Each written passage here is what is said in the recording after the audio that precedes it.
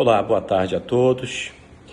Eu me chamo Cris Anderson Nogueira de Souza, sou docente, fazendo a pós-graduação em docência na educação profissional e tecnológica do Instituto Federal de Mato Grosso do Sul. Eu tenho como orientadora a professora Beatriz Aparecida. Eu escolhi o tema desse trabalho foi o povo tradicional indígena e a educação profissionalizante tecnológica no município do Oiapoque. Por que eu escolhi isso? A escolha desse tema ele partiu de uma trajetória como extensionista agropecuário e educador do campo, onde no ano de 2025 eu pude passar lá 15 dias junto a essas comunidades indígenas. Era uma vontade que eu tinha muito grande de conhecer as comunidades indígenas. Em parceria, o meu órgão, que é o RURAP, que é o órgão de extensão, junto com a Secretaria de Educação, junto com a Secretaria de Povos Indígenas, nós passamos 15 dias junto a essas comunidades indígenas que são chamados povos originários, como os povos do Galibi Maruorno, como a comunidade Cumanmê, Cumanumã, Uaçá, Coarri. Então a gente visitou essas comunidades e pôde observar em loco quais são as dificuldades que esses povos eles enfrentam em relação à educação, de manter um professor lá. Para vocês terem uma ideia, a distância para se chegar até essa comunidade é muito grande, né?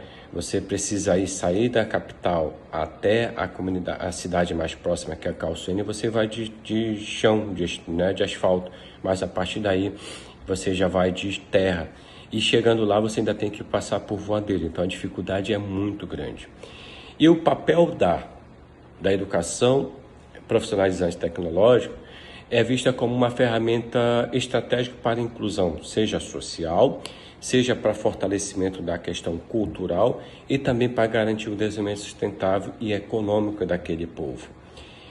O público que a gente estudou e trabalhou foi justamente os povos indígenas, alguns povos, né, como os caripunas, como o Galibi Maruorno, os paricus, o Galibi Calina, são alguns povos indígenas que ali residem. A problemática central do meu projeto, apesar dos avanços legais que têm acontecido desse governo federal, que tem se dedicado a elevar a educação àqueles mais necessitados, a todos os povos, existem algumas barreiras que a gente identifica, é claro, né? Seja ele estrutural, seja ele pedagógico, que dificultam o acesso e a permanência desses estudantes indígenas junto a essas modalidades de educação profissional e tecnológica.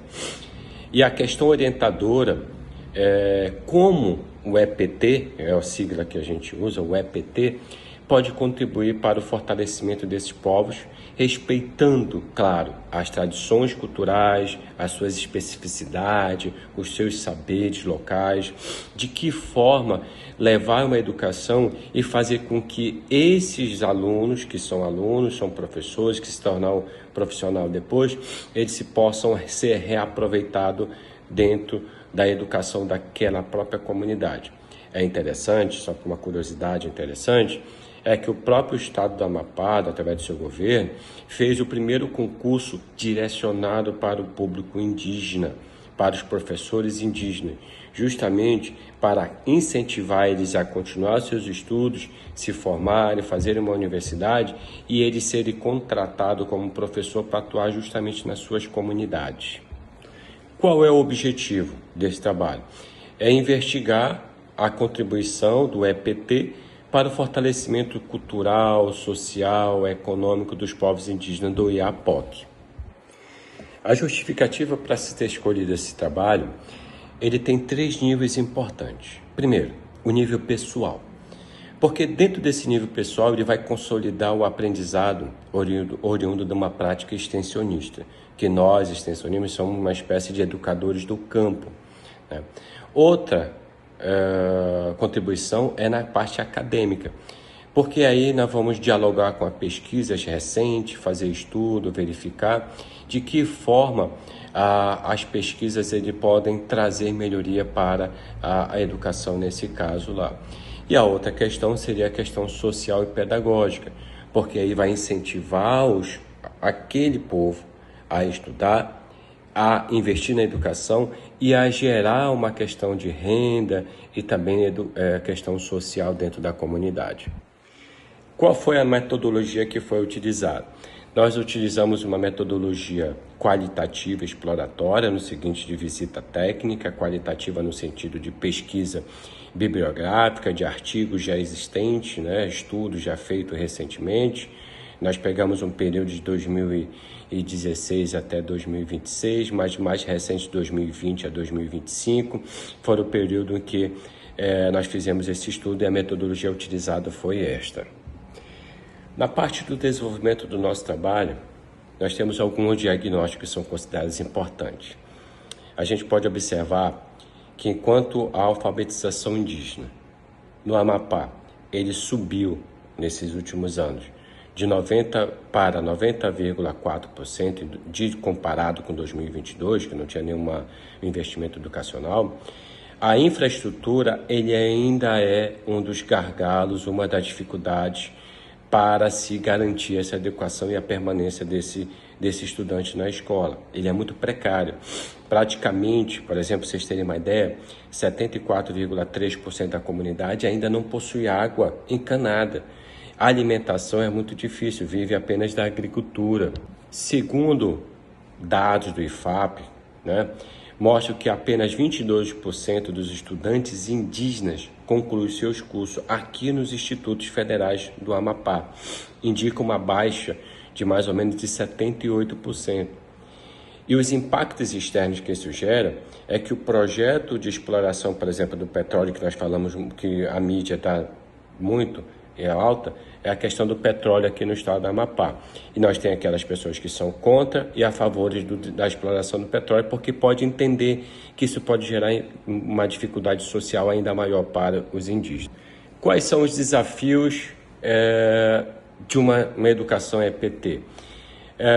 A barreira identificada é o currículo eurocêntrico, ou seja, a falta de professores indígenas qualificados e infraestrutura escolar inadequada. Seria a incompatibilidade entre modelos escolares nacionais e práticas comunitárias baseadas na oralidade e coletividade, porque nós temos que entender que não podemos aplicar uma educação igual para todo mundo do sul, do sudeste, para a região norte, principalmente nas aldeias indígenas. O uso de autores dos trabalhos, porque é difícil você ter acesso a esses autores. O do plano de ação recomendado, de ações e recomendações adequadas, para se fortalecer o EPT junto à comunidade do Oiapoque, é criar uma espécie de currículo intercultural, ou seja, tentando articular os saberes técnicos com os saberes tradicionais. Isso tem que ser levado em consideração, a regionalização, e não tentar buscar uma educação equiparada como se fosse igual para todos, porque não existe isso. A outra seria uma metodologia ativa, implementar um aprendizado baseado em problemas, com foco nos desafios reais das aldeias, e criar uma política de permanência, ou seja, criar uma política para garantir que haja melhor infraestrutura, garantir transporte, alimentação, internet nas aldeias indígenas, certo? E a outra é fazer uma espécie de capacitação dos professores, especificamente no contexto intercultural e bilíngue, para entender, e nesse caso seria realmente fazer processo de educação dos indígenas para que eles possam voltar e eles mesmos ser o professor dentro das suas aldeias. Com isso, concluímos que o EPT ele deve ser uma ponte, ele é importante, porque ele é uma ponte entre a tradição, respeitando a cultura, e a modernidade de uma educação. O objetivo final não é apenas formar uma mão de obra, mas cidadãos críticos, conscientes de sua identidade cultural. O sucesso ele depende da integração entre o desenvolvimento econômico, a justiça social e o respeito à diversidade. Logo, entendemos que é muito importante esse tipo de educação para aquelas pessoas que têm uma dificuldade maior de estar no ensino regular ou mais próximo da capital, mas que a gente precisa levar condição de infraestrutura para esses povos, respeitando a cultura deles. Eu agradeço, tenha uma boa tarde, obrigado por tudo, até mais.